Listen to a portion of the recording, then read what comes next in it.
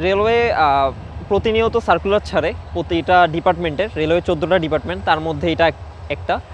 তো ওই রকমই সার্কুলার ছাড়ে এবং আমি রেগুলার চাকরির মতোই অ্যাপ্লাই করি এবং রিটেন এবং ভাইভা দেওয়ার মাধ্যমে এই চাকরিতে যোগদান করি ধারাবাহিকভাবে। এবং এই চাকরিতে একটা বিশেষ ব্যাপার আছে, সেটা হচ্ছে ট্রেনিং। যে চাকরিতে যোগদানে করলেই যে লোকোমাস্টার হিসেবে কাজ করার সুযোগ হয়, ব্যাপারটা এমন না।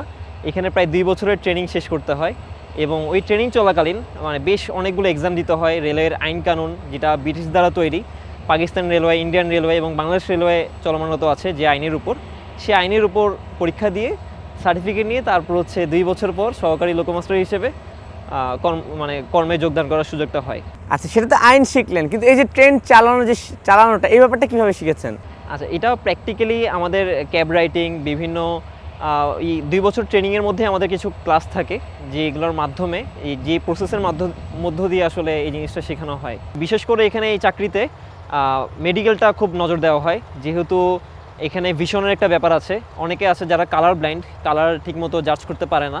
তো আমাদের হচ্ছে সিগন্যাল হচ্ছে আমার ভাষা। আমি যখন ট্রেন পরিচালনা করি, আপনি দেখবেন রেল লাইনের পাশে green signal, yellow signal, red signal, ওইটা দেখে আমি বুঝি যে আমাকে কোন লাইনে নেওয়া হচ্ছে, আমাকে দাঁড়াতে হবে নাকি আমি স্টেশনটা অতিক্রম করে চলে যাব।